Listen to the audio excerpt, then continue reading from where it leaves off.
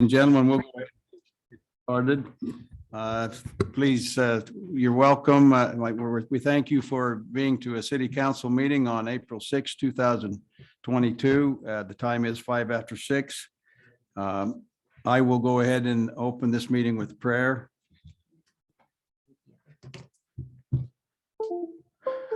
Our Father in heaven, as we come before thee at this time, we are so very thankful for the many blessings that thou hast given to us.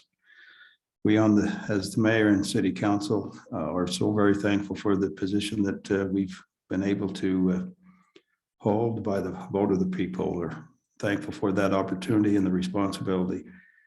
Thankful that we live in Payson for the beauty that surrounds us and for the moisture we've received, and would ask thee to please bless us with more moisture as we continue to go through spring and into our summer season. Please bless us, Father, as we consider the challenges that we have, that we may discuss them in an orderly manner and that we may make responsible decisions. Help us, Father, as we endeavor to do this. We say this in the name of Jesus Christ. Amen. The police chief, I've asked Chief Brad Bishop to lead us in the pledge. Audience, please rise and repeat the pledge after me. I pledge allegiance to the flag of the United States of America and to the republic for which stands one nation under God, indivisible, with liberty and justice for all. Thank you, Chief.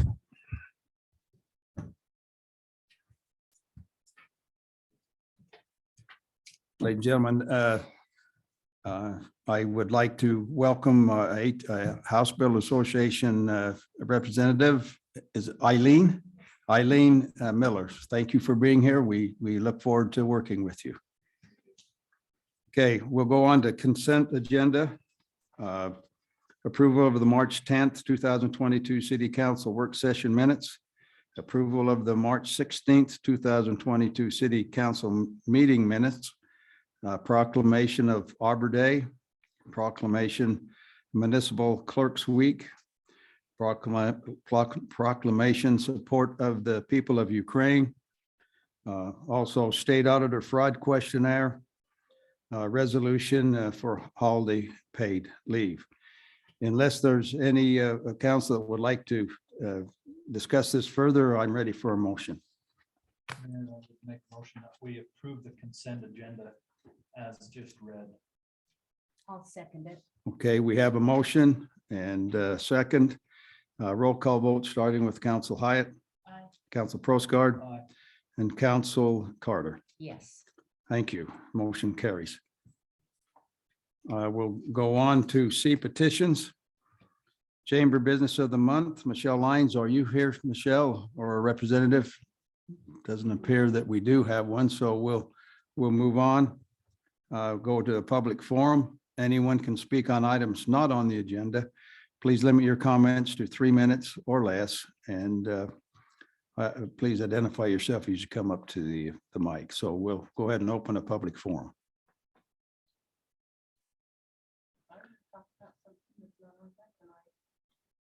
Well, you can do it with our staff report or council report.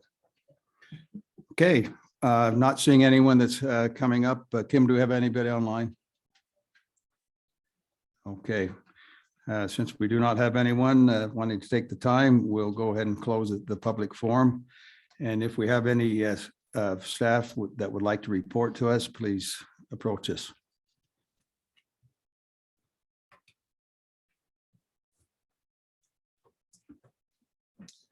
Good evening, Council, Mayor. I just wanted to introduce our new staff planner to you. This is Michael Bryant. He started earlier this week, and he and Chris will be overlapping for the next few weeks while Chris is preparing to leave and Mike's getting up to speed. So we're just thrilled to have him. He comes to us from Southeastern Utah Association of Governments. So lots of experience and just so excited to have him on board. You want to say something to us? We'll listen. We'll listen. I'll just say amen to what he said. Welcome.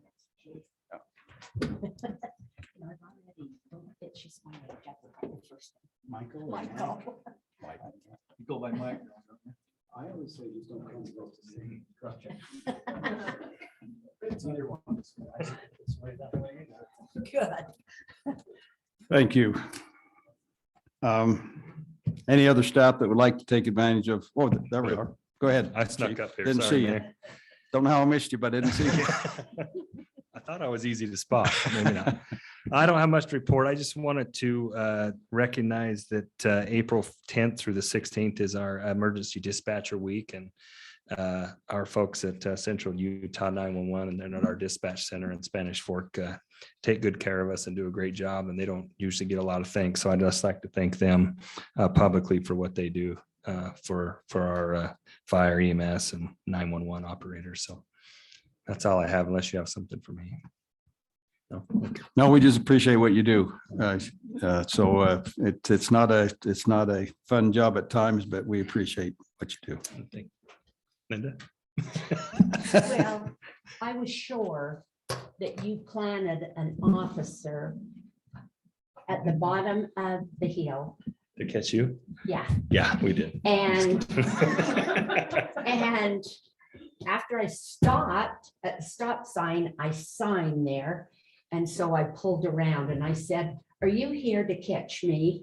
And he said, "No." So I was gonna give. That's what I told Of him. course, he would say no. Thank you, Chief. Mayor. Just a reminder, those of you that did sign up, there's the League of Cities and Towns is the week of the 18th. It's the latter end.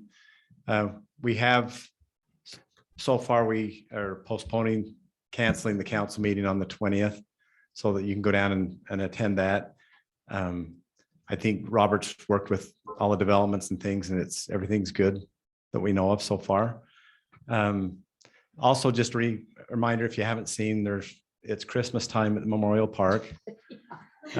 They're filming. It's a Netflix film, so just so that you know, there's things going on downtown, and it looks pretty right now. If they leave it that way for a while, we could keep it that way for Christmas. But anyway, if you have any questions or concern, Amanda's doing a great job just making sure things are going smoothly and working through the issues that come up with filming. Eileen, if you don't know where that's at and you want to go by it, oh, do you know? Okay, wonderful. Okay. Okay, we got another one. Janine, come on up. It's not Price is Right, but come on up.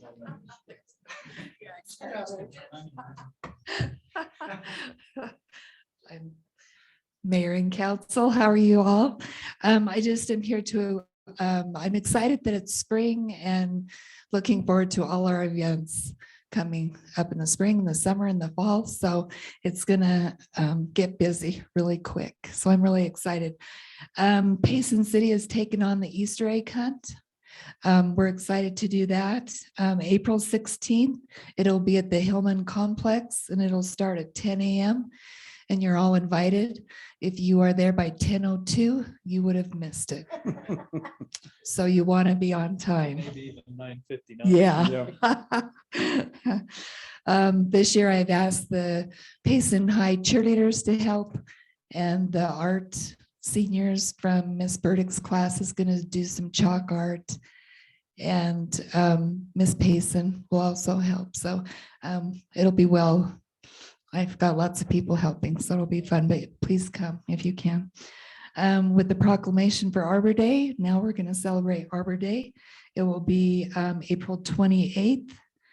It'll be at the cemetery this year, and you're all invited to that, 1:30 to 2:30. We've asked Barnett third grade to join us, and that'll be around 50 students. So we'll have Weston will put on a short program. I used his full name, Weston. He'll put on a short program, and then we'll be planting trees at the cemetery. That is 1:30 to 2:30. And we're at the Cemetery. Yeah, April 28th. And then right around the corner is May 2nd. We're celebrating Cinco de Mayo, May 2nd. And that is at 7 PM to 9 PM, and that's at the amphitheater. And please come. For the entertainment or. Yeah, entertainment, food trucks, merchandise vendors. We're trying to get a little car show. So they're still in the planning, still in the works for that one. So, yeah. That's a new one. Yeah, we've kind of had it, and then anyway, so we're going to celebrate the festival in September, and then Cinco de Mayo the first part of May. So anyway, it's good to have both celebrations celebrated in our community. Okay, any questions? Okay, thank you.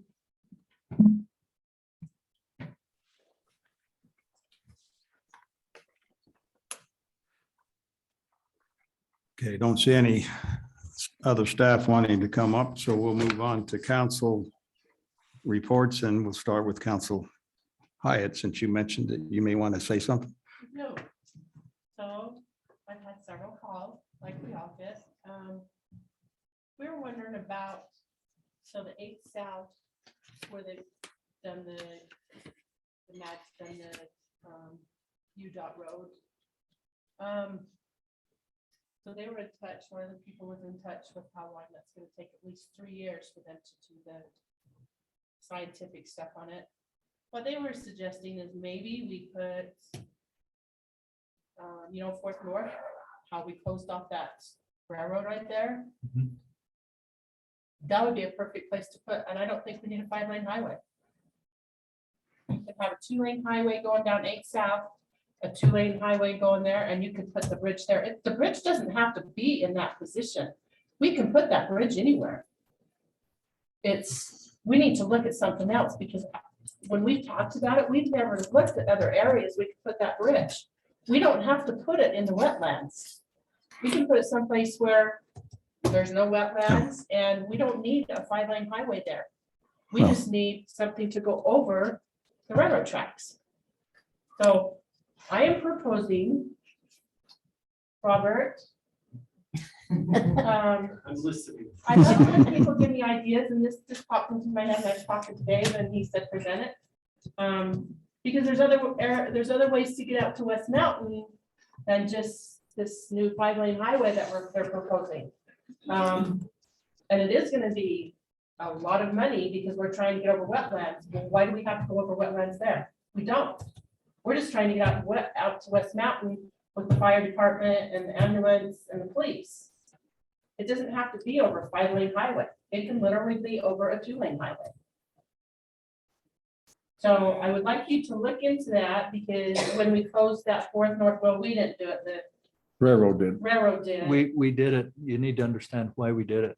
They received a charge from the federal government to close so many passenger railroad crossings, and they were given money, and in turn, they gave the city money to do that.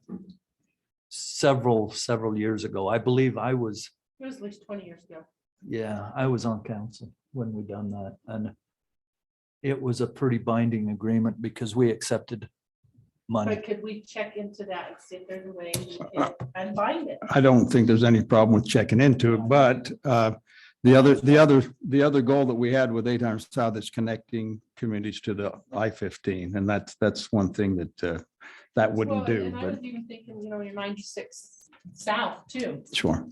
I mean, there's a lot of different ways to get out to West Mountain. And basically, we're trying to get over the railroad track. Well, I don't think there's any problem with looking into it, so I'm sure we will do that. Appreciate it. Okay. Any more? Thank you, everybody, for coming tonight. Robert, I'm glad that you listened to me. I really appreciate it. Thank you. Okay, Council Proscar.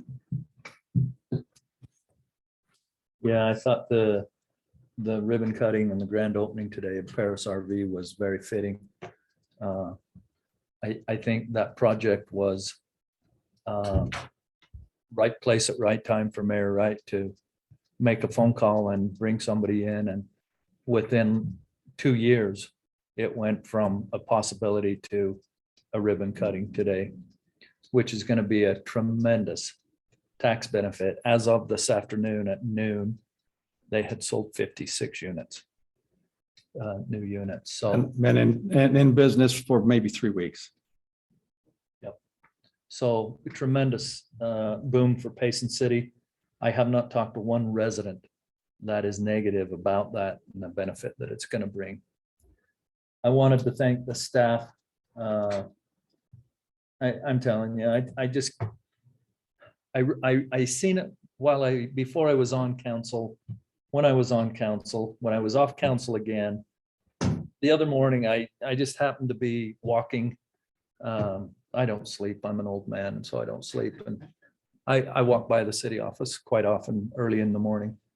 And the first one in the building usually is John, our building inspector.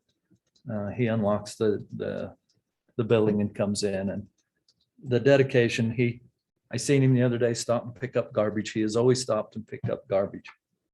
The other one that I would single out would be our wonderful Payson City Queen. She's been everywhere and anywhere she's been asked to be.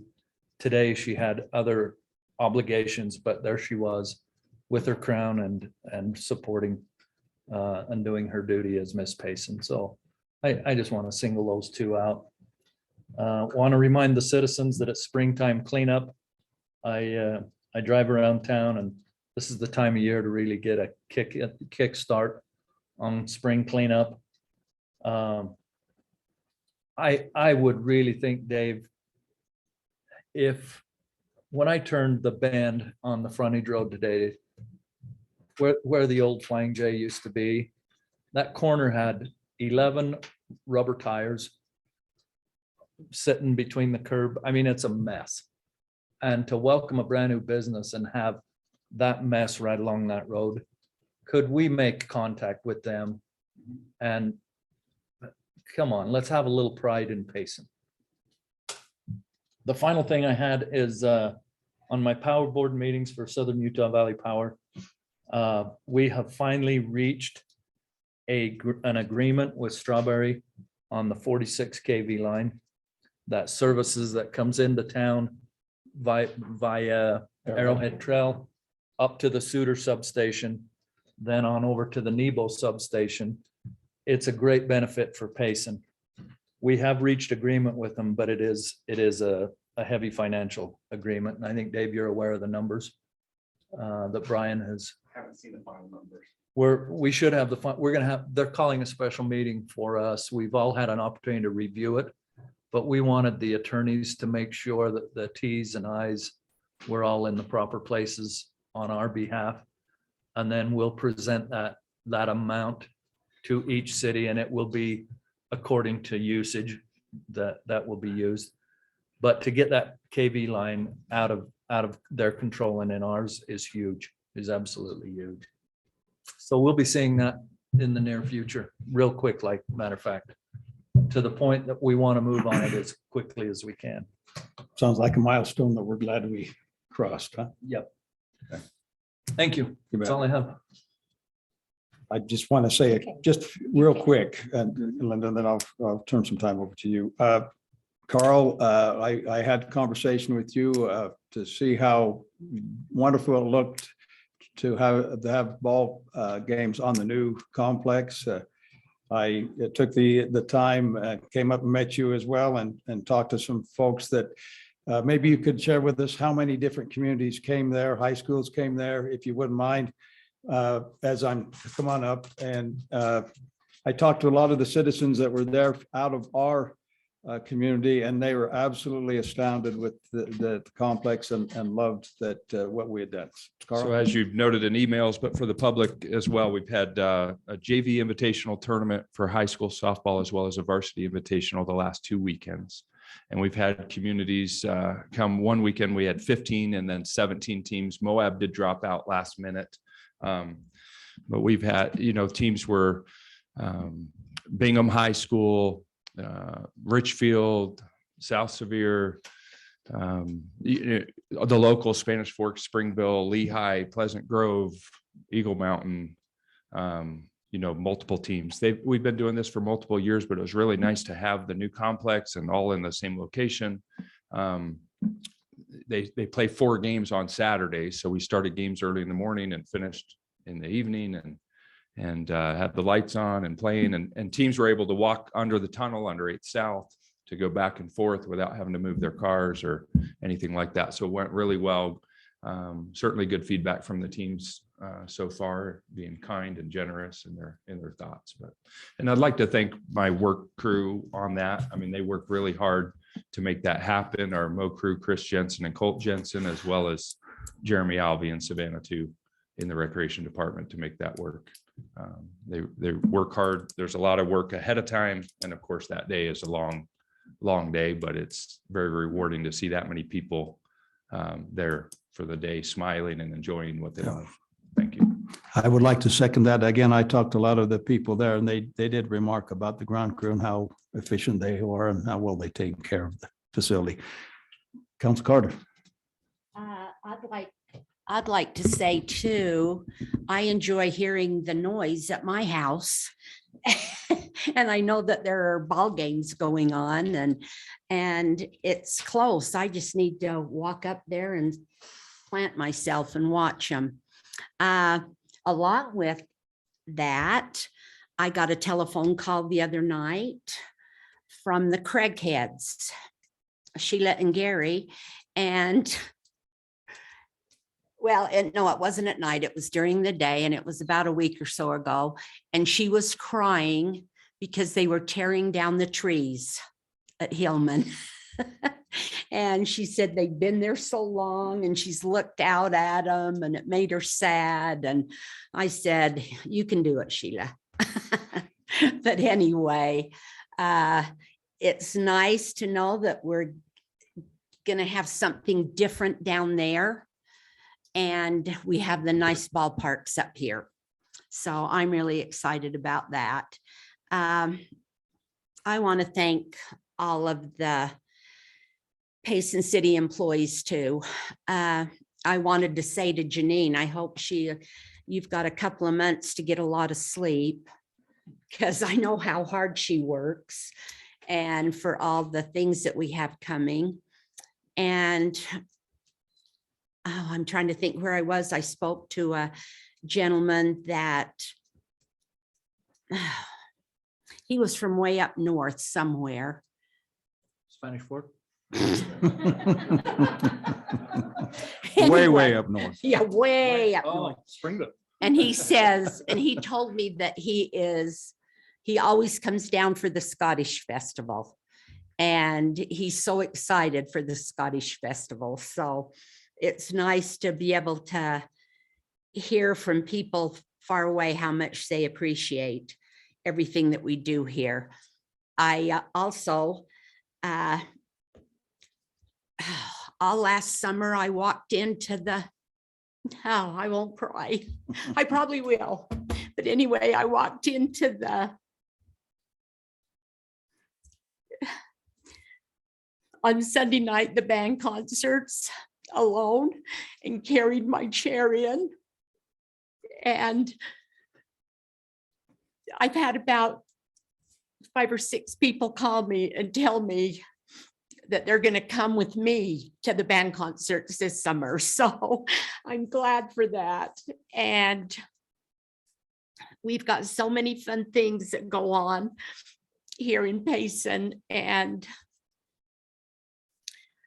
we really need to participate in all of them because it's so much fun. Thank you. Thank you, Council Carter. Could I make a note too? Talking to Carl, he said he planted those, so that was nostalgic for him as well. And I might add there as well, I played down in those fields when I was in high school, played high school baseball. So they've been there and well used, and it's time to transition. So thank you for all your efforts.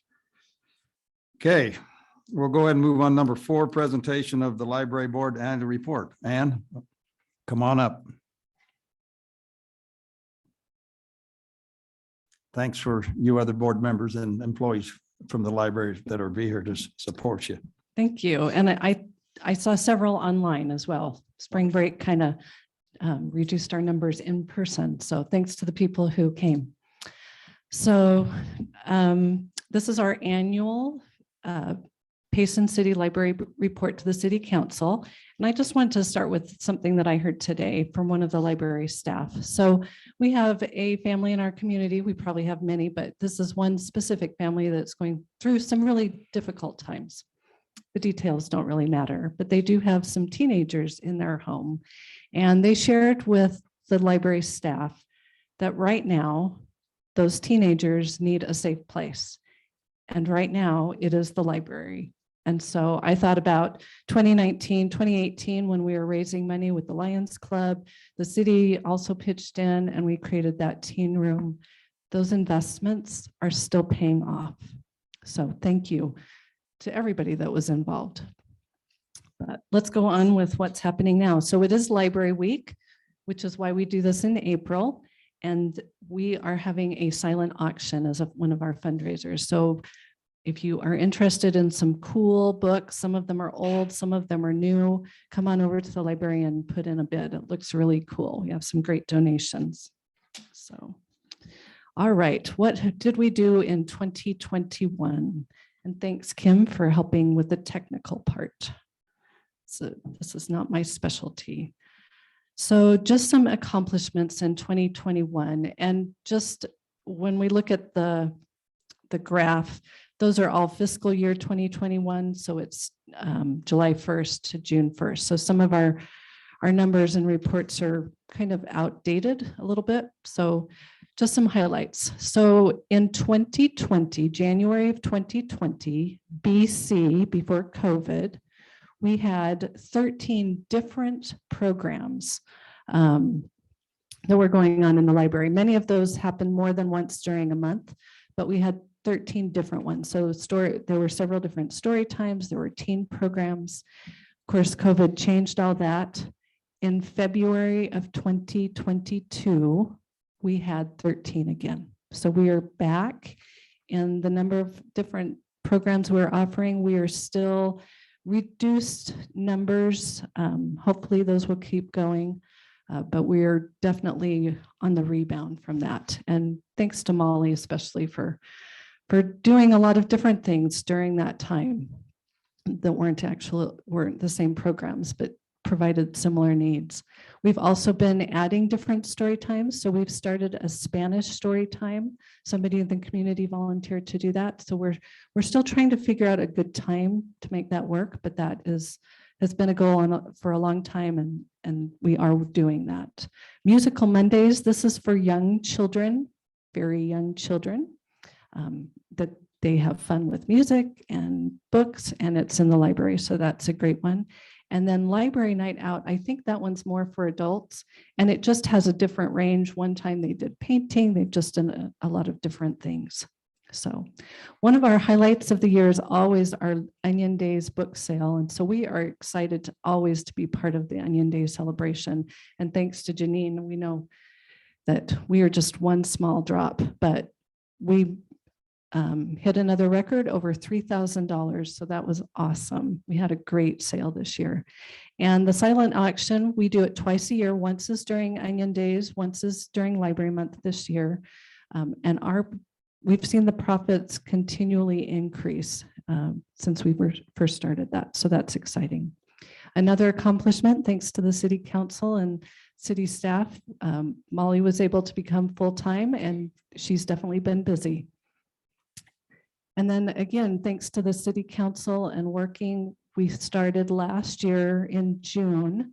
Individuals who live outside of Payson boundaries, but inside the annexation border can now have library cards at no cost.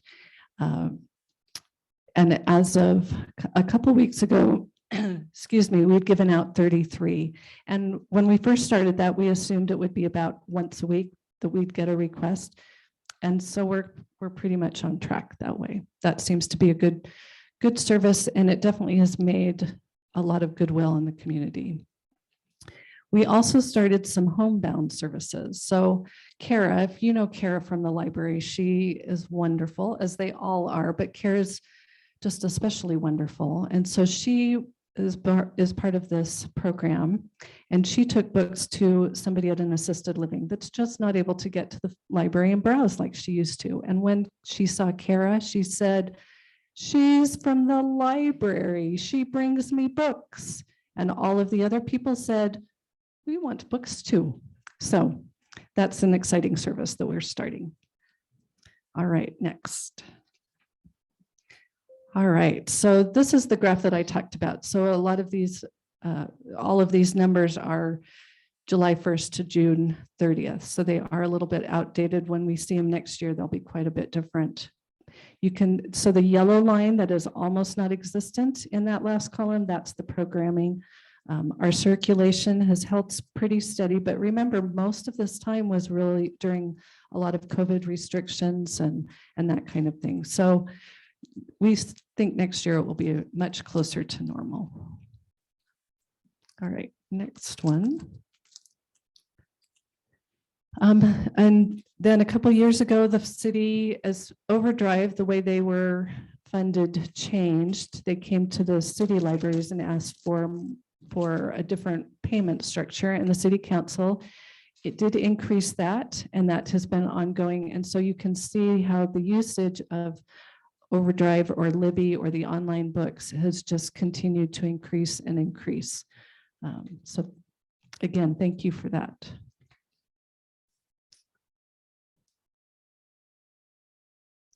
All right. What we're looking forward to moving forward to the next year, 6 months, 12 months, 18 months. So we are going to continue with the non-resident library card unless the city council wants to stop that. We see that as just an ongoing kind of situation.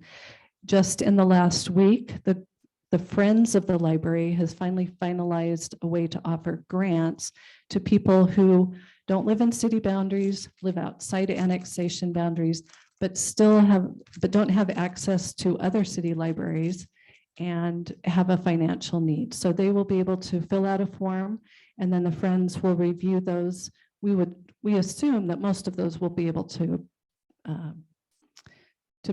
fund, but it will be a way to give people another opportunity to access the library that need it. So these might be people living either in Elkridge or out in the county area, parts of West Mountain, Benjamin, those kinds of places that currently their access to the library is the bookmobile, which is not very convenient.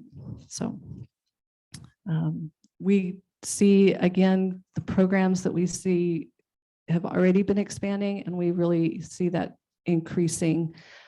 I personally have voted for COVID to be over 4 times, so I hope this time it sticks and we don't have to go back to any of those kinds of restrictions again. So one of the other things where we would like to see happen is have 2 senior clerk or assistant librarian positions. And so at the moment, Donna and Molly are our 2 librarians, and then we have lots of other library staff.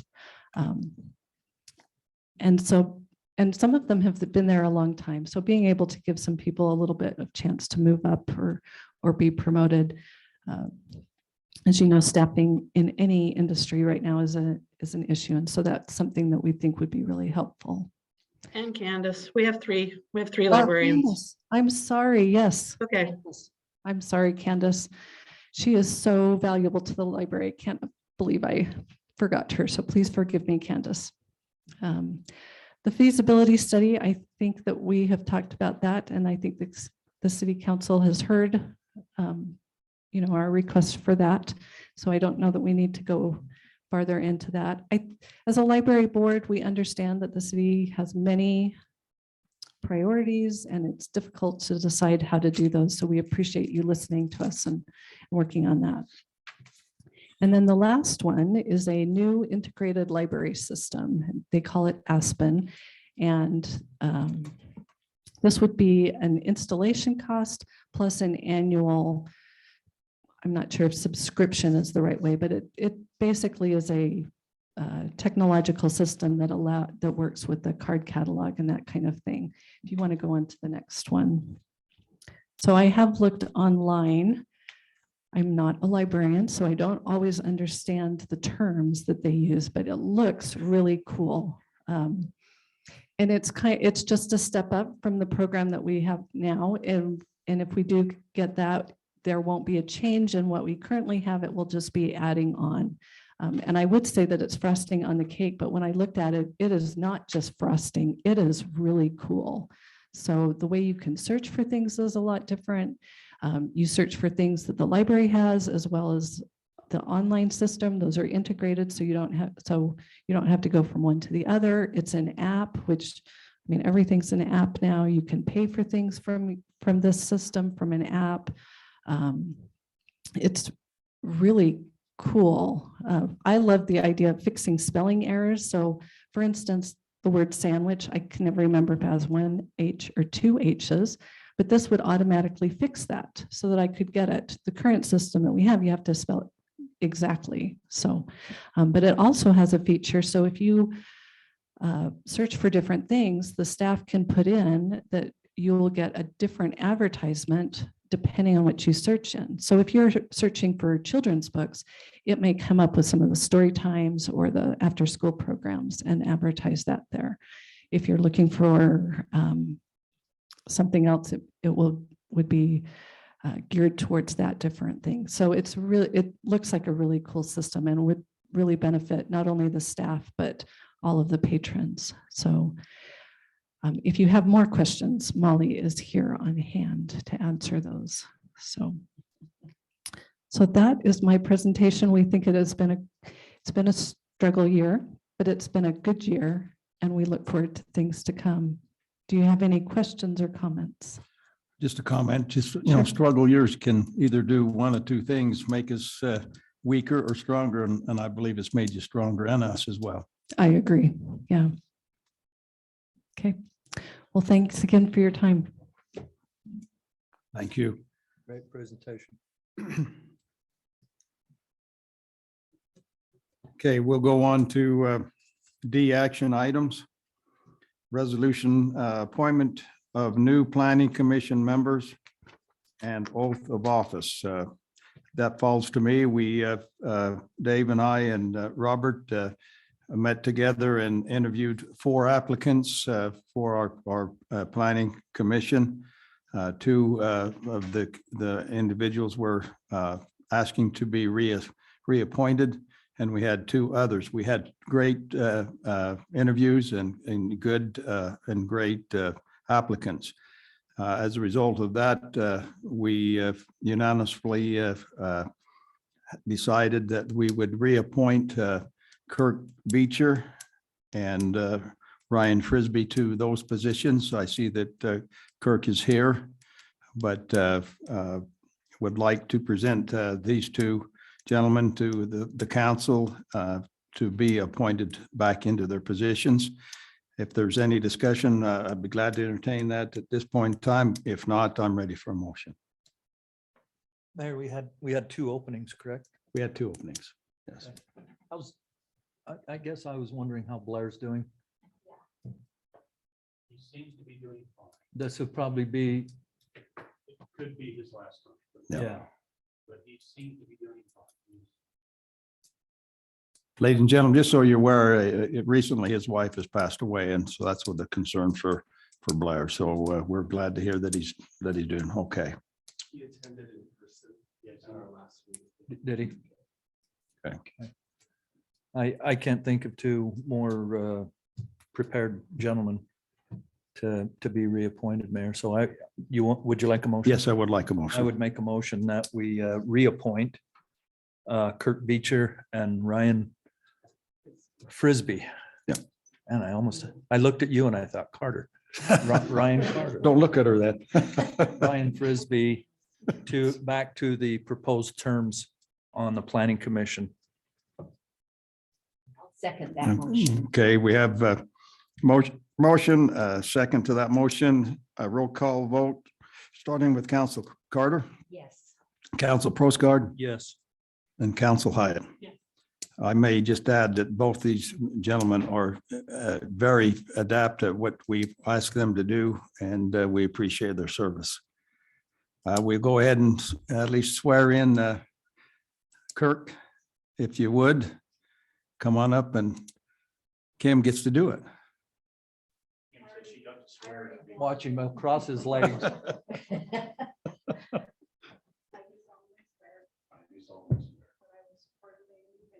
that I will support obey, and defend the Constitution of the United States, the Constitution of the United States, the Constitution of the State of Utah, and the laws and ordinances of Payson City. And that I will discharge my duties my office with fidelity. Good job.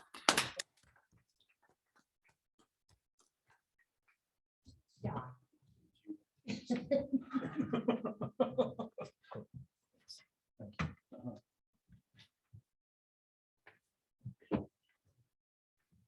We'll take care of Ryan some date in the future, sooner than later, huh? Okay. He wanted to be here, Mayor. He's on spring break. with his family. Okay, understand.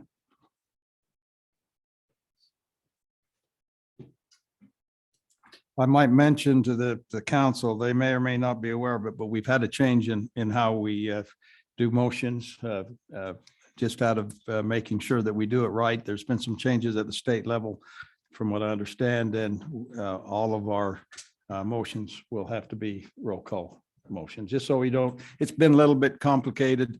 We didn't want to mess up, so we'll just go ahead and do roll call motions from this point on. Okay, we'll move on to number 2, public hearing resolution amendments to the fiscal year 2021, 2022 budget. Staff would be Dave and Kathy. Are you going to take the lead, Kathy? Do we want to open the public hearing first, or do we want to hear? We'll just hear what she has to say. I don't know that we're doing a public hearing right now, are we? It says notice to open the public hearing. Okay, yeah. No. Yeah, there is a public hearing, but we want to hear from you first so that we can have the public hearing. Okay, I'm just going to go over the proposed adjustments and just give a brief overview of what they are and the amounts. And if I move fast, just say, hey, I need to make a comment or whatever. So the first thing we have is additional amount for its 2 programs for IT that Dell had forgotten in his budget, and that's going to be $10,200. The next thing is funding for an economic development director, and that's $70,000. The third thing is Onions concert or Onions Day concert. I forgot day. Previously paid for by the hospital, and that's going to be $15,000. And the goal is to just bump that up a little bit, make that a little more exciting and things like that. They approached, we kind of hit our limit of what bands we can attract and stuff, so they asked if we would help contribute so they could step up the level. So this is in addition It's in to, addition To what they Yeah. do. They're still bringing to the table what they have. there was concern that they were stepping away. No. This is in addition to. This is hopefully so we can attract the next level of bands No. and get some good people. And- What? Kiss? No, not Kiss. Wholeheartedly endorse that. I was part of that conversation and I'm trying. You're a Kiss lover? Who wouldn't love Gene Simmons to come to their house and date their daughter? I raised your hand. I don't have a daughter, so. Go ahead. Kathy. Okay, the next 3 are all the same. They're just adjustments to the depreciation expense and some of the enterprise funds. Each year we have to budget for can't get it out, depreciation. So this, we kind of under budgeted. So we're hoping this will meet the needs. Number 7 is the use of park impact fees to pay additional amounts on the Hancock Trail, and that's going to be $55,000. That contract came in a little bit higher when the bids came in. Just a comment, you've been out there to look, it's coming along really good. Oh, yeah, it looks very, very nice. Number 8 is 2 pool water heaters for the restrooms and showers out at the pool. And that is going to be $25,600. The next one is an allowance for Easter egg hunt donation from the hospital, and that's $2,750. An Eldred grant we received, and each year they receive about $6,000. So that's just recognizing that grant and allowing them to spend that. That's for the for the seniors. Recognizing the outlay for the golf carts, and basically this is just truing up the accounting for the golf carts in the revolving loan fund. The park tax budgeted tax. So last year, let me explain it. I'm not getting it out very well. Last year, in 2021, fiscal year 2021, the park tax committee allowed architecture for the restrooms at the petite neat.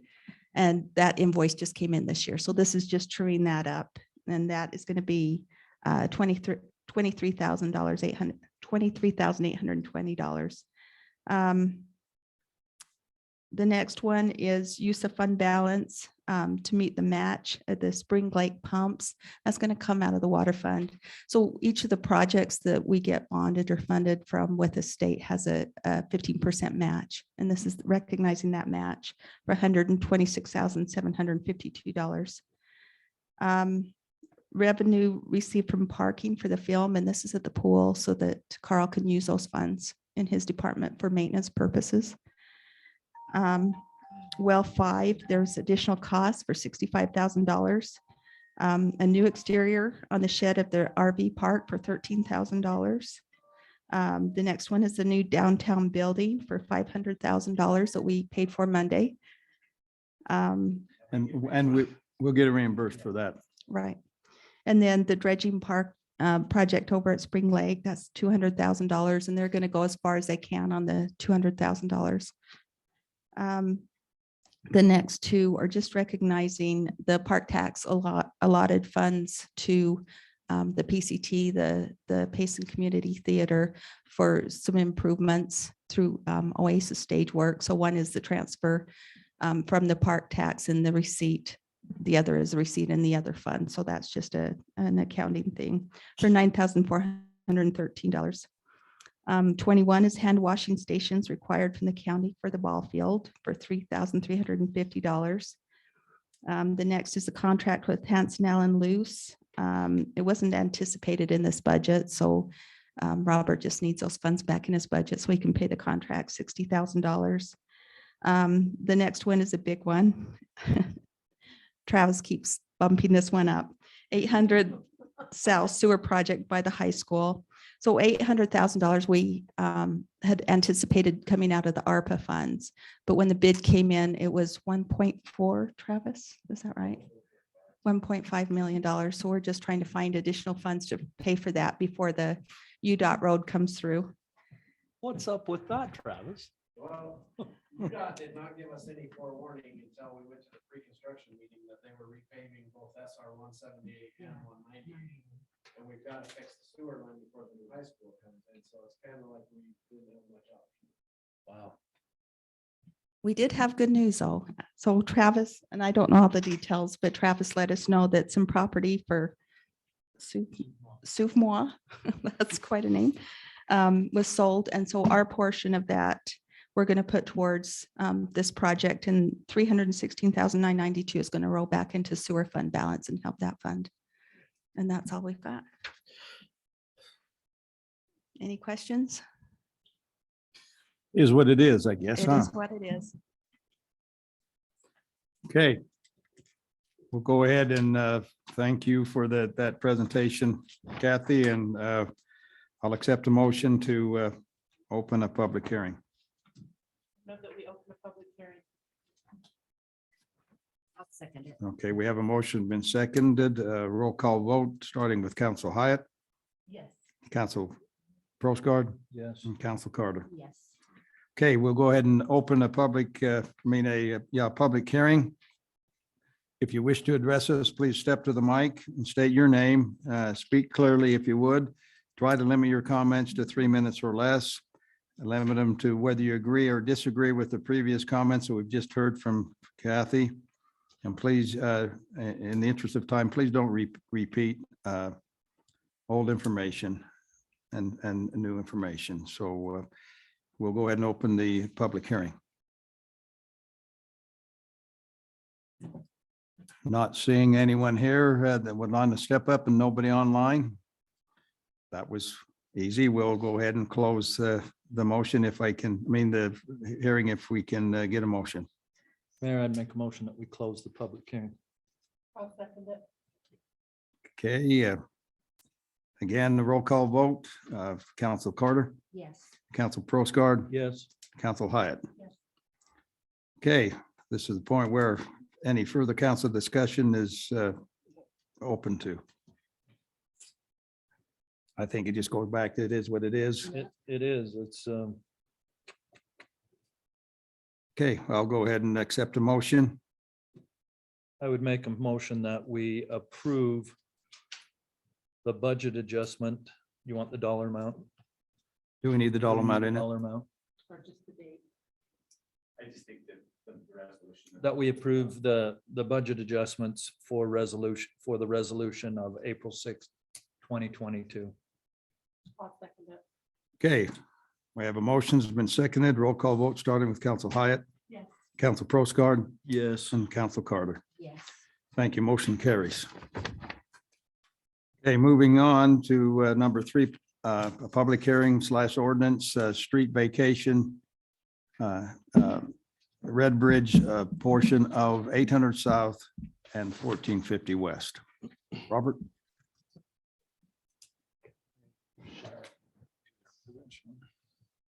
Just one second.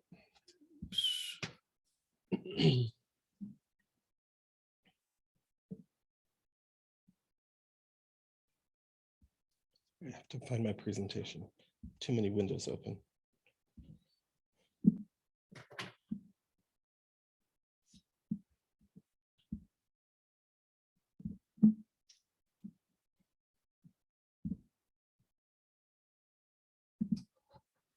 There we go. So thank you, council. This is hopefully will be a helpful presentation and very brief. So the applicants have proposed and submitted an application to vacate an existing street right-of-way that involves 800 South and 1950 West. These are not actual streets, they're just existing right-of-ways, but no pavement is down or anything like that. So on the bottom here, this involves the Red Bridge project, which, as you know, is a large-scale mixed-use development that's just west of I-15 near the 800 South interchange. A street dedication plat, similar to this one right up here, was recorded in August of 2021 that recorded an existing 800 South street dedication and 1950 West. So this portion right here, again, not an actual street yet, just the right of way. Because of the 800 South, the desire to extend that, as Councilmember Hyatt has mentioned already, a study was done on the corridor. The council recently adopted that 800 South report, which identifies the preferred 800 South alignment, which comes through here. And you'll notice over here, it basically just runs through the proposed Red Bridge site. And so because this new alignment traverses the Red Bridge property, it does require some realignment of this right of way. The proposed, again, it's up here. This is the existing right of way.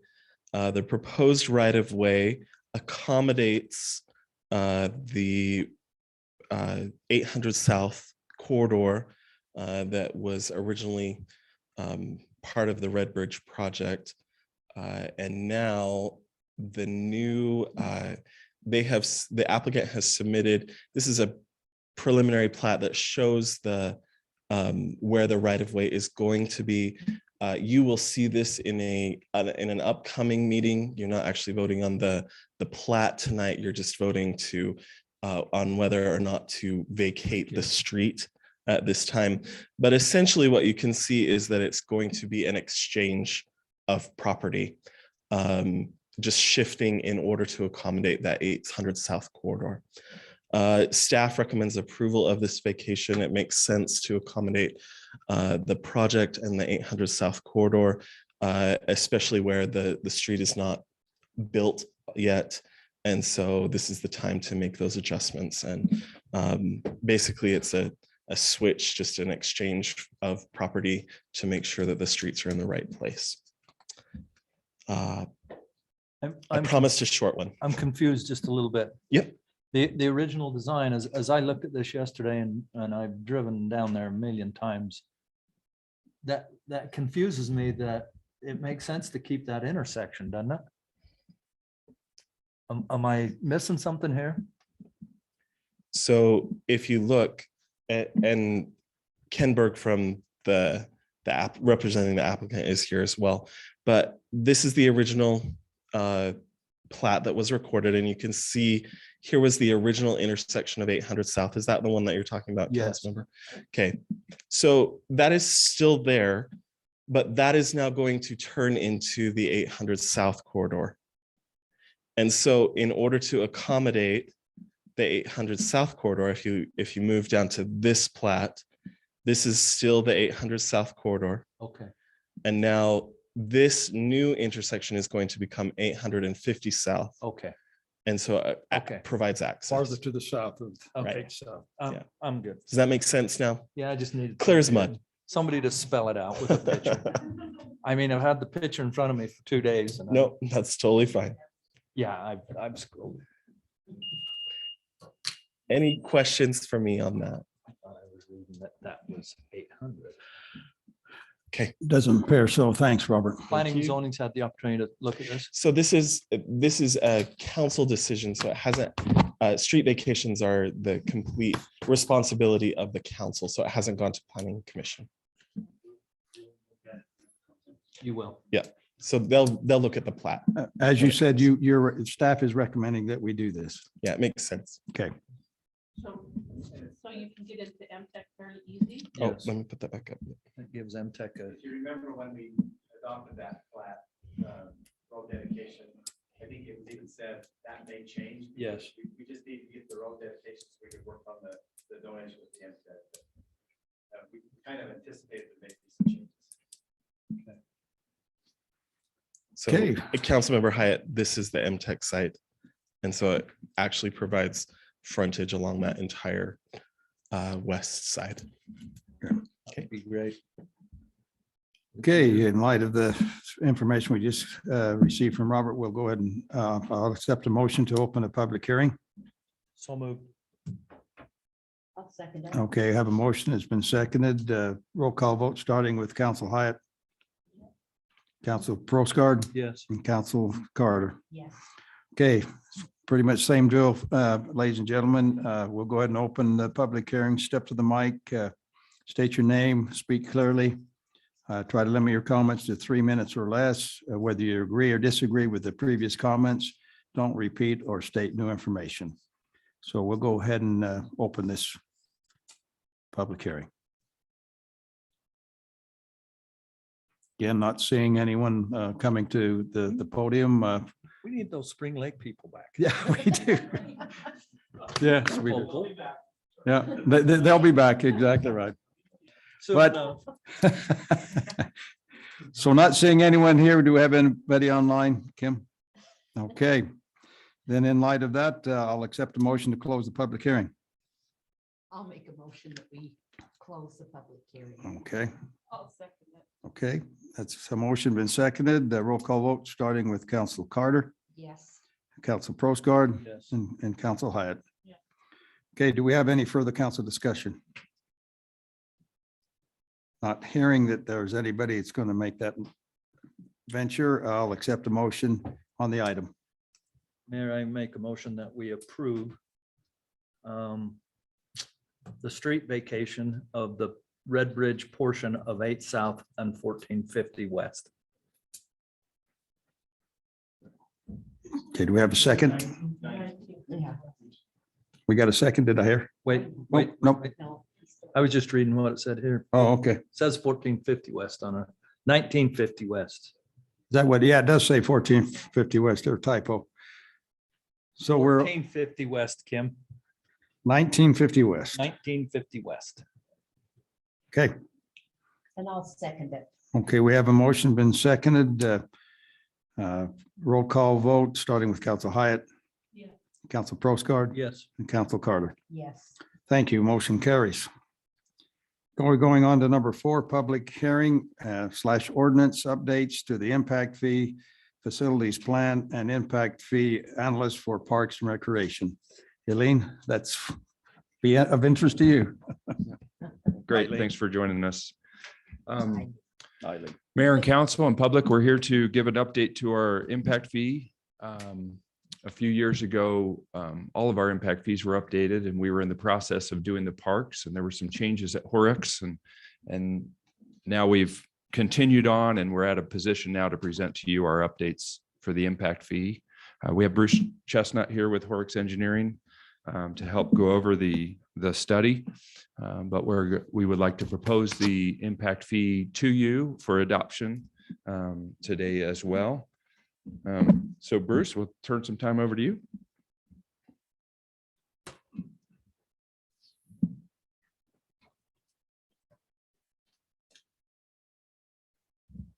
Thank you, Carl.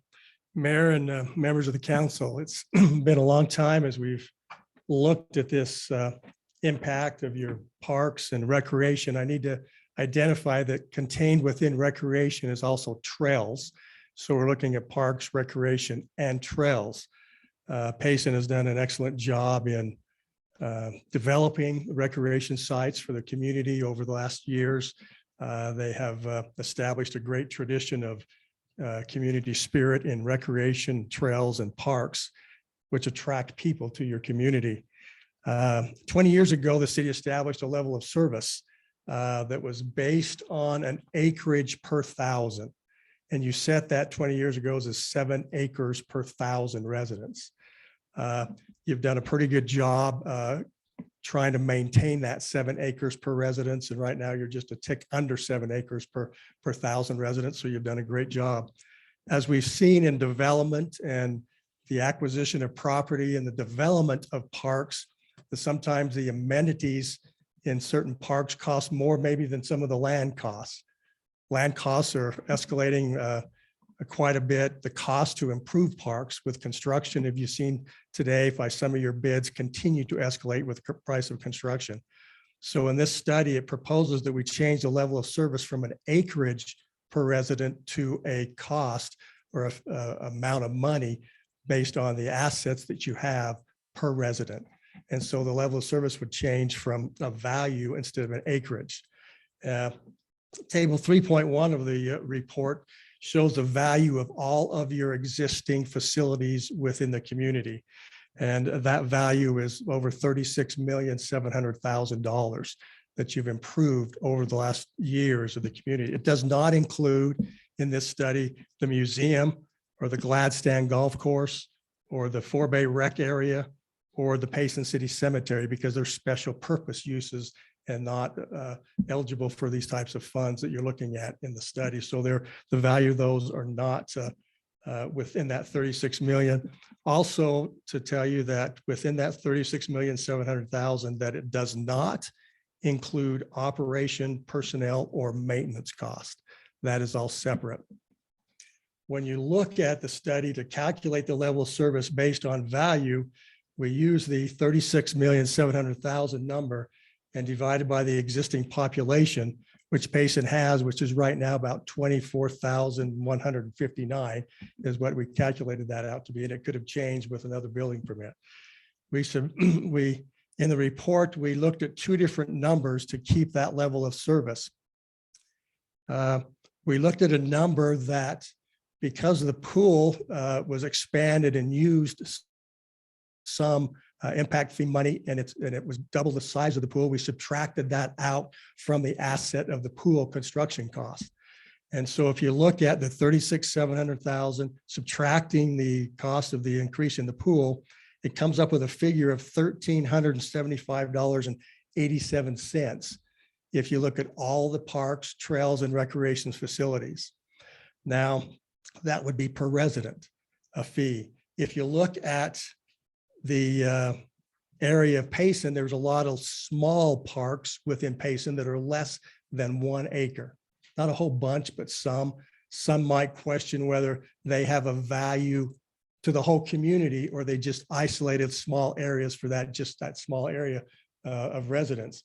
So if you subtract the value of those small little pocket parks, from the $36,700,000, the fee would be $1,351.33 per resident to keep up with the rate that you've invested in recreation and parks and trails over the years.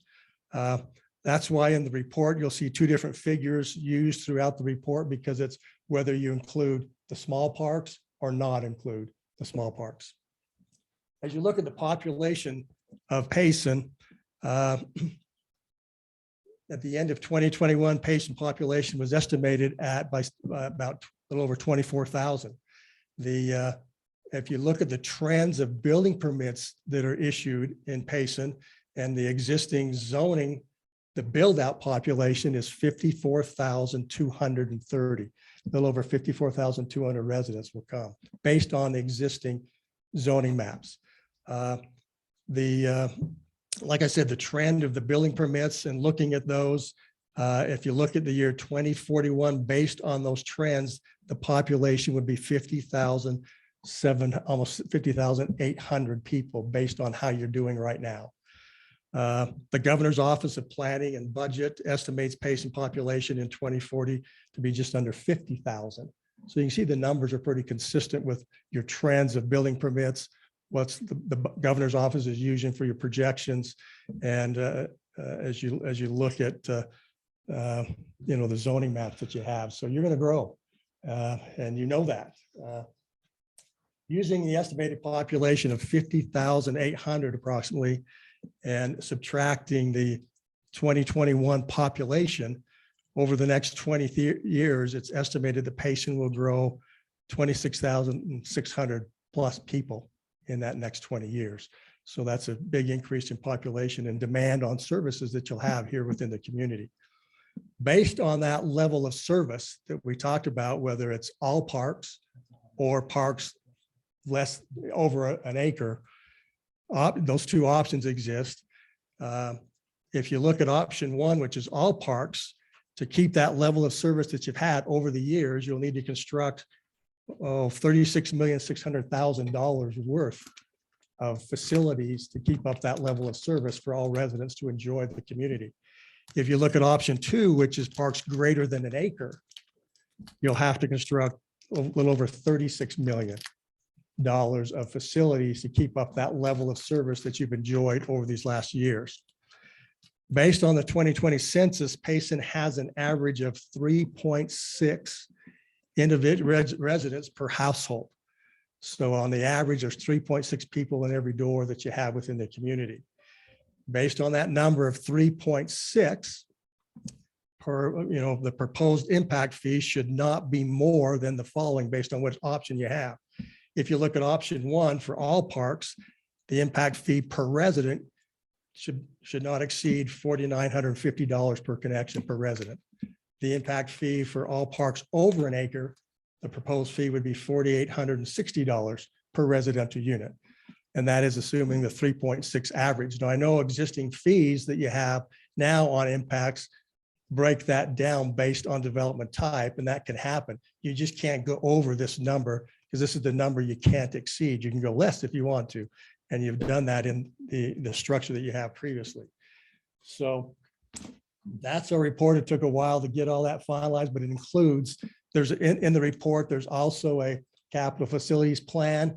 We'll need to the staff will need to make an adjustment because one of the projects was the Hancock Trail construction, which you got a bid on now. The estimate in this facilities plan, you got the bid, which is a lot higher than the estimate that was included in here. I'm afraid to say that a lot of that is happening around construction as you look at that. But the estimates in here for the construction are probably conservative, and the bids are coming in a lot higher. But there is a facilities plan in here to show how that money is going to be spent on a regional park, of course, the Hancock Trail, the Springside Meadows Park, the Salem Canal Trail, Hidden Cove Park improvements, and then to improve a regional park. which is a lot of money over the next few years to use. And I think if you do that, it maintains the, the lifestyles that people in Payson are used to and enjoy the amenities that you have. But that is our proposal to look at, and those different fees to look at. And we'll be glad to ask any questions. Thank you. Okay. Thank you, Bruce. Very, very informative. Carl, based on the information we just got, I would ask for a motion to open a public hearing. So moved. Okay, have a motion, it's been seconded. Excuse me. Roll call vote. I'm joking to death. Roll call vote. Council Carter, Oh, yes, sorry. Council Proscar. Yes. Council Yes. Hyatt. Sorry, folks, maybe I better take a drink.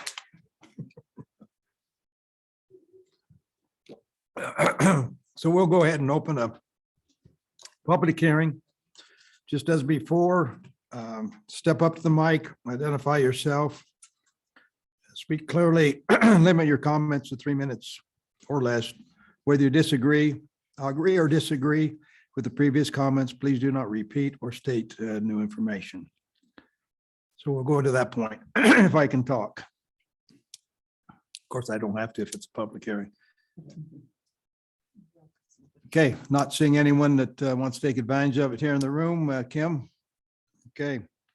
In light of that, I'll accept a motion to close the public hearing. I make that motion, Mayor, to close the public hearing. I'll second it. Okay, have a motion been seconded? Roll call vote, starting with Council Hyatt, Yes. Council Proscar, Yes. and Council Carter. Yes. Council discussion. I may voice where I don't get a vote, but based on the fact that, some of those parks can't be used, I would hope we would consider parks acre or higher, because some of those parks, I know as a police officer patrolling, don't get used by our citizens, and would like to make sure we have that addressed. So, Council. Yeah. This is really important to me. This is why we live in Payson. We pride ourselves on the open space and the ability to gather as a community at times of the year and have great activities. And if we fail to catch this now, we're going to leave future councils trying to figure out how to fund parks and try to. The question I have, and maybe Bruce or Carl, you can answer me. When we talk of a single family residential door, we're talking about even the multifamily fourplex, that is 4 single residential family doors. Yes, that's correct. Nod your head, yes, Right. please. That makes me Yeah, feel a lot better. Because, where we're doing it per resident now, that's Okay. what it. Per resident, not per acre, basically. So there's no discount based on the 3.6 people that live behind each door, whether it be a single family or whether it be a single family, multifamily project of a 36-plex even, they pay their fair share into this park fund. That's how we have it now. In the past, we did give a discount for some multifamily, No but more. again, residents live in those. It's a and we don't proven know fact that they right, use the parks as much as as much, anybody. if not more, because they don't have A yard. the yard to do it. So I favor that it stay that way, Carl. Thank you. That's my comment. Okay, good. Other council members? Anything that they'd like to add? So. Get that money? It's imposed at building permit. So the people, what I'm saying is, so the people that are already using it, they don't have to pay anything. Well, the current residents have already paid paid their into it. share for these parks, whether they've lived here for 50 years or just 1 year, they've paid a previous impact fee. And they have put some of them, their blood, sweat, and tears into those parks, but others have paid money and their taxes and everything. So this is an opportunity for new residents to basically Fund new buy parks. into the system and continue the same level of service we've had in the past. And using Rob's analogy last year or last week, we don't want to spread the peanut butter too thin, right? We want the amenities, right?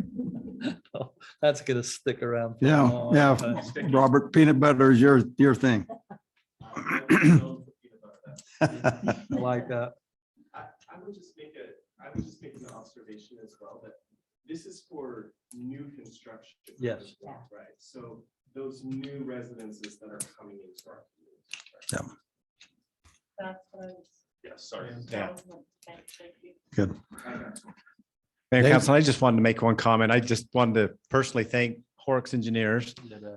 We did the Parks and Rec with Horrocks several years ago, and we got a little bit sideways, and to Horrocks' credit, they came down and met with us, and they wanted to make it right, and they did a lot of work. And it's been quite a while getting it back, and then we had to upgrade some more because of the time that lapsed. And so we did pay them some extra. They did a lot of the work free because of the impact fee analysis that was done several years ago. So I just appreciate Bruce and his staff and team for jumping in and getting this done. And I think it's a good thing. There's a lot of growth coming, and we just need to make sure we keep that level of service. That's a lot of great data. I read through a lot of that. That is, for the normal person, that would be boring, but it adds up. The data backs what we need to do. Are you saying you're not normal? I'm not normal. I'm not. I love to read. Okay. Boring I things. must be real normal. Boring things that justify why I vote the way I vote. Okay. Okay, any further council discussion? Do we have to specify which way we went, whether the park's above an acre or below an acre? Yeah, I think you should in your motion to accept. Again, I voiced my concern that we do it above an acre. Of course, I don't get to vote, but I would hope we do that, because a lot of those parks cannot and don't get used if they're under, if there's the smaller ones. That's the 49.50. Well, price. that includes all parks. And if Oh. we don't include the acre parks, it's 48.60. I mean, we're struggling over $90. Right. Yeah. We're just So showing let's- you those options. $90 times 1,200 lots is a lot of moolah. Right. And we'll be able to afford those bigger parks, which I think are Yep. better. So it's up to you, Use. whichever fee. You can't exceed one or Okay. the other. So you could set that. Okay. So how would you like that motion to read? I'm just going to give the dollar figure. Is that all right? Yeah, that's fine. Mayor, I'd make a motion that we approve the parks and impact fee analysis for Parks and Recreation in the amount of $4,950 per single dwelling unit. Okay, is that good? Okay, we have a second. I'll second it. Okay, I'm ready for a motion on the item. That Oh, a was my second. motion. Okay, second, I'm sorry, second on the item. I did. I seconded. Okay. Roll call vote starting with Council Carter, Yes. Council Proscar, Yes, and Council Hyatt. Yes. Thank you. Motion Thank you very carries. much. thank you. Thank you, Bruce, very much. Appreciate you putting that together. That's tremendous. Okay, we'll move on to E, work session fiscal year 2021, 2022 budget. Dave and Kathy again. I guess just Dave. Mayor and Council, we just want to have a additional discussion on our budget, just, and I'll share a screen here in a minute, but we met last week at that work session. We talked a little bit about budget. We presented a few things. Just an update, we've met with most of the departments. We met as department heads earlier this week. We have not yet come to a balanced budget. We're using quite a bit of fund balance, and we're still working through what we can do. We'll present to you on May 4th a balanced budget, but there's things to talk about, and we'd like some input from you on some of the global issues. So hopefully you can, let me see if I can share my screen here and.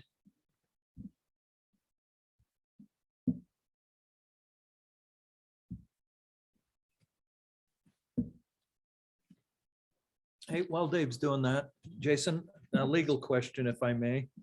On that vacation of the right of way, I was noticing yesterday or day before that on the part that the mayor needs to sign, granting that, it lists him as the redevelopment agency. Did we need to adjourn to give that authority for him to sign that? No, it's just a typo. We'll fix it. Okay. So on that, it says William R. Wright, Mayor of the Redevelopment Agency. Okay, I'll look at it. Okay. Fix it. So last week when we talked to the council in a work session, we talked about the number of employee requests that we've had. There were 27 or 28, and we can't fund all those. And a lot of those were fire and EMS. And I've talked to Scott. He's not here tonight, but I talked to him and he indicated that he just wanted to show the council the need that's coming, not that we needed to do it this year. So so far in the budget, what we have funded a few positions. And so we do have a part-time person in administration that we're proposing to move to full-time. It'd be an additional $10,000, but with COVID, we opened up more fully the drive-up window. And we've had a part-time person staffing that, and it's heavily used. Even now that COVID's over, it's still heavily used. And so we're proposing that the part-time person that can go to full will be able to staff that, all day instead of just part of the day. And then the other people don't have to keep going back and forth when somebody comes up. A new person or the same? It's an existing employee that's going to go from 3/4 time to full-time. We did add a building inspector or a plan examiner. And one of the reasons that I felt justified this is we've been spending approximately $50,000 for a contract inspector. And so really to get a new inspector on, it's not that much more. And we transitioned because with John and having the help needed there, if we get a planning examiner, which Robert's talked about, that would take a lot of the plan review from John, and he can focus more on the inspections, and then the plan review can do all the stuff in the office. So that's one that we have so far put in the budget. We've also added an additional police officer. We have funded so far a fire marshal, a ballpark maintenance person as a part-time person to help with the recreation program. We have in the library board talked about this, having 2 additional employees from the existing employees to have more leadership responsibility there. And so we funded that. Another golf assistant. And then we have budgeted in some wage increases for all the employees there at the end. And I know, Bob, you made a comment last time. I have received, I think yesterday, from the cities that have got on the Google Doc and showed what they're doing. And so we're right in the mix. Some are higher, some are a little lower, but it's hard with the inflation rate and the consumer price index that's gone up so much. It's hard to keep up, but that's what we're proposing so far. And we welcome any thoughts or comments on this. There are other employees that we didn't fund so far. We're still looking to see what we can do, but what we found so far is we're using a lot of fund balance to make the budgets work, and that's okay maybe for a year or so, but it's not a trend that can Continue. keep up and continue. So we're still looking to try to look at ways that what we can do to make the budget work. So anyway, anything on employees or wages or anything like that? Have any comments on any input that you want to give us there? From my standpoint, I think you've done a great job so far in trying to address the needs of our department heads and their responsibilities. Okay, thank you. The other thing that we would like to have some input on or some talk is in the past, probably for the past 7 or 8 years, minus the COVID year. But we've proposed, well, first we've had a truth in taxation hearing as far as the property taxes. And most of those years, we've just kept the certified tax rate the same, which is a tax increase because with the growth, then the county gives you a new certified tax rate that's usually lower to keep it revenue neutral. If we keep it the same, it just, to us, it keeps up with the demand with the property tax. We've done that for several years, except for the COVID year. Also, what we've done with our utility rates is we've tried to increase the utility rates every year based on the consumer price index of how it's gone up. We didn't do that in COVID. And there's times where we didn't do the electrical department because we'd had some complaints that, you know, our rates were higher than anybody else in the community. So we kind of kept those frozen for 4 or 5 years. And I haven't heard those complaints anymore. But for the most part, we try to use the consumer price index to just slowly increase the utility rates. That's a discussion we need to have. The other thing is the sewer plant upgrade. And we talked about that before. We're going to have to raise those quite a bit. And I would like some input. The projection that Kathy's done, I'll show you here, but the projection for the 50 million, 55 million to cover that bond cost, we would need to raise the sewer rate $14.32 a month. We can do that over a 2-year period, or we can bite the bullet and do it this year. So looking here, these aren't set in stone, but if we were to raise the water, the power, the storm drain, and the garbage by the consumer price index, this year it's higher than, usually it's 1.2% or 2%. This year, the consumer price index for the last 12 months has been 7%, a little higher than 7%. But if we were to keep up with that, and we didn't do that to the secondary PI system because we're going to a new rate structure with the meters. And this is the first year, so we're leaving that the way we That's right. presented.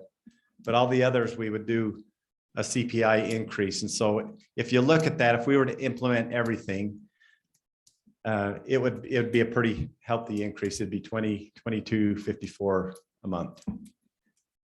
That would generate, if you look over on the other side, it'd generate approximately 2.69 million in additional revenue to run the city. Most of that would be the sewer, which is the bond payment. That would bring an additional 1.4 million, which would cover the bond payment for the sewer. So this is just a proposal. We haven't included that in any of the budgets to show how that would do with lessening taking our fund balance or using fund balance. But that's something that the council needs to weigh in on. And if the council is willing to do that type of thing, or if we hold tight because we have to do the sewer, we hold tight on the others, but would like some input. You know, I think the idea that you expressed for the sewer over 2 years would make sense, because it will be a 2-year project, and it'd be a little bit easier for people to accept that and show that we're trying to help things as best as we can. But one of the things that about the other things, if the city's constantly losing money and not being able to cover the services, we don't do our citizens any favors that way either. So I think we need to pay special attention to keeping ourselves above water, and so we can provide the services in a timely and correct manner. So that's my thoughts. So what would the sewer bill be now? It's $40.90 a month currently. When we raise it at full debt service, when the project is completed in 2 years, it would be $55.22. So it would be the $15, 14. So where are we at compared to others? We're on the low end. With the increase, we're going to be up higher. I don't know all of the cities and what they're doing, and some of them are raising their rates as we speak too. So The only thing I know is when we went and presented to the Water Quality Board to get the loan, I know Provo presented, they presented the same time we did, and Spanish Fork. And just looking at the PowerPoint that they presented, I think Provo's wastewater treatment plant upgrade went increased up to like 110 million. So it's Spanish. And Spanish Fork is up at over 100 million to upgrade theirs. And there's a bigger upgrade than ours is, but it's crazy how the costs have gone, but we're under a mandate with the state to be able to treat the phosphorus and the ammonium and some of the minerals that to help Utah Lake out. And so we would be on a higher end. Some of the presentations in the Water Quality Board was by the time they got all their increases done, some of them are getting close to $90 to $100 for their sewer bill. It's crazy. As I remember in some of the meetings I went to, there was a comment about us being kind of artificially low. Well, what they do, the Water Quality Board has their standards. And if I can't remember what they call the standard, but if your sewer rate is below a certain amount, It's a sustainable rate. yeah, if you get up high enough, then you're eligible to maybe get some grant money. So we've never been able to meet that because our sewer rates have been fairly low. But with this raise, that's why I think the Water Quality Board, they gave us 14.5 million, but we only have to pay back 13.5 million. They gave us a $1 million grant because we're now over that affordability standard that they put. And so on the 40/90 here on the sewer, that's a little bit of an estimate because it all depends on how much water you use in your home, the culinary water. So the average bill is around $40 to $42, and the increase would put it up in the 55, 56. Now you're talking sewer. Yeah. Yeah. But the sewer, Right. the sewer, Ties to the water. yeah, if you use a lot of water and you're putting a lot of water down the sewer, then the rate goes up for the sewer. The base rate, I think, is 36 right now, and then the usage brings it up to about 40. So that's just these are just some options. We're going to meet with a couple of departments next week and see what we can do to cut back their budget because we have to kind of make it balance. Dave, a couple comments. I pled with the department heads to think out of the box in generating some type of revenue stream. I think Carl has, and it was in the works before that, but Carl's kind of found his revenue stream with those impact fees, and that's kind of what I'm hoping the water department, the sewer department, in analysis wise, come back with data that shows that we're fund balancing some of the essential services that the citizens are using, and we can't continue to do that. Right. While I'm very, very cautious to say this because of all the wonderful people on fixed incomes that reside in Payson, there's still a point that we have to meet our bills without robbing from Peter to pay Paul, and we've done it too long. And so I think that it's something that we're going to have to bite the bullet. We bit the bullet last year and pushed it to this year. It's time to stop pushing that bullet and we eat it and take but I think the key to the citizenry is education through the media outlets, whether it be the Chronicle or social media, that we're being mandated to update the sewer plant. It's not something the council says, oh, let's go add on to the sewer plant. We're being mandated to get rid of the phosphorus that we're dumping into Utah Lake. And so if we don't, we start receiving penalties. And I think that education component to the increase will help most of the citizenry understand why we have to do this. Trying to buy water on the open market this year or trying to meet the needs of that is scaring me to death. We all know where we're standing with water this year. where the other sources that we plan on getting it from. You can only get so much out of a lake that don't have water. Exactly. So Well, and some of your comments, Bob, just to address those, because we did meet as department heads to talk about thinking out of the box, and I did put a couple of things up here that we are looking at. There's the landlord responsibility. Many times right now, if a renter moves out, we don't charge the landlord to keep things going. And I think we're losing quite a bit of revenue. So Jason's been working with Cheryl and Kathy. We're going to try to close that loophole. That'll help the water fund to make sure that that those, at least the base rates are being paid, even if nobody's living there. Right. If a landlord really wants to turn everything off, if it's winter, their pipes might freeze, but if they really want to do that, we can do that. But then when There's they a want to reconnection. reconnect it, they're going to have to pay to get it reconnected and stuff. So that's one thing we're trying to close some of those loopholes. The other, just like you mentioned, the impact fees. We updated. I didn't realize the updating of the Parks and Rec was tonight when I wrote this. But we're also we talked to Hanson and Luce gave us a bid in conjunction with Whitewater. They've agreed to upfront the money, and we're waiting for a contract to see what that is, but they will refresh and update our drinking water, our PI water, and our sewer impact fees. And they were real encouraging that we should do that. Yeah. It hasn't been only a year or two since we did that, but Steve Jones with Hanson and Luce, he said that Saratoga Springs just finished their impact fees for their utilities 2 months ago, and they're doing it again. The costs are going up so fast that we're not capturing for the new growth that's coming, and we're not capturing enough to have development pay their way. So that's one thing we're looking at. That will help these other impact fees. We could look at, we don't have a transportation impact fee, which some cities are now doing. There is a court case regarding a transportation fee that Pleasant Grove enacted, and we're trying to keep an eye on that to see what's happened there. But that's one that we could look at. There's also a storm drain impact fee that we have not done a storm drain impact fee. So there's a couple of things we could think out the box. You don't want to get the impact fee so high that it's a detriment, but you want to be fair to pay your way.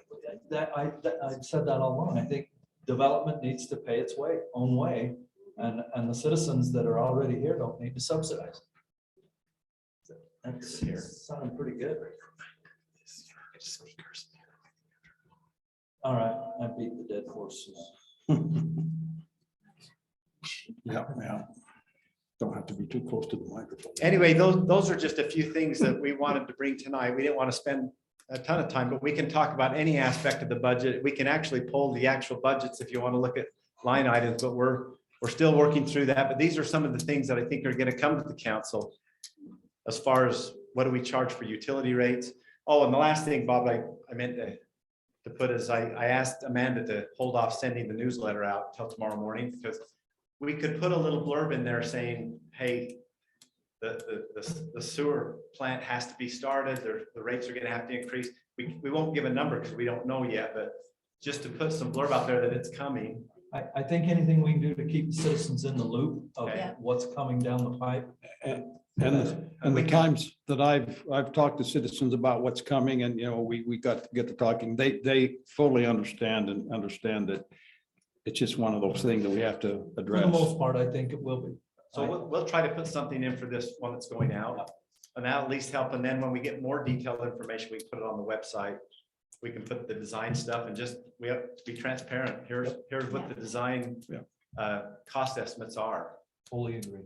And then so you'll know when you get calls, you can at least say, hey, look here, or this is what we're doing. So those are some of the things that we're trying to do. If you feel like we're going in the wrong direction, anything, just let us know, because we can always correct. But we're trying to get a balanced budget to you by May 4th. Be anxious to see your update. Yeah. I think we appreciate the update we got, and we're good with it. Yep. Are you guys okay with us implementing some sort of landlord Yes. program? We would like to, redone the contract or the landlord agreement. And it basically says that the landlords will be responsible for payment regardless of whether there's a tenant or not. They will ultimately be responsible if the tenant doesn't pay or if they move out. Right now, we're essentially bleeding a little bit because of the fact that the landlord agreement was optional. And in doing that, a lot of the landlords were not signing it and not signing up for it. So we would like permission to change that, first of all, and get that out. We would not get that out probably for at least 60 days. We'd like to get notice out to all the landlords and the potential landlords in the city to make sure that they understand that it is going to be their responsibility. So 60 to 90 days or so, we'd like to get that out. We'd like to get a notice out on our website and then perhaps in a newsletter.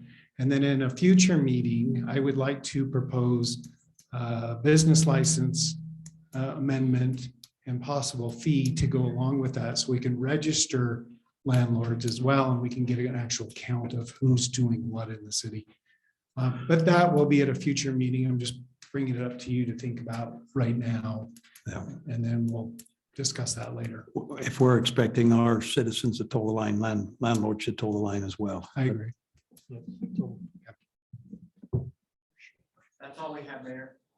Okay, thank you.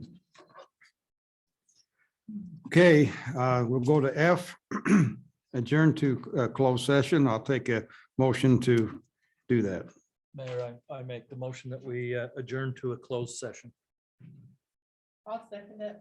Okay, second and the roll call. Can't remember which way I went last, but Council Hyatt, Yes. Council Prosgaard, Yes. Council Carter. Yes. Okay, we're adjourned to a closed session. Ladies and gentlemen, thank you. Okay, you ready? Okay, council, I'm in favor of a motion to adjourn. Adjourn. Seconded. Okay, council, okay, Council Prosgaard, Yes. Council Carter. Yes. Motion carries. Thank you.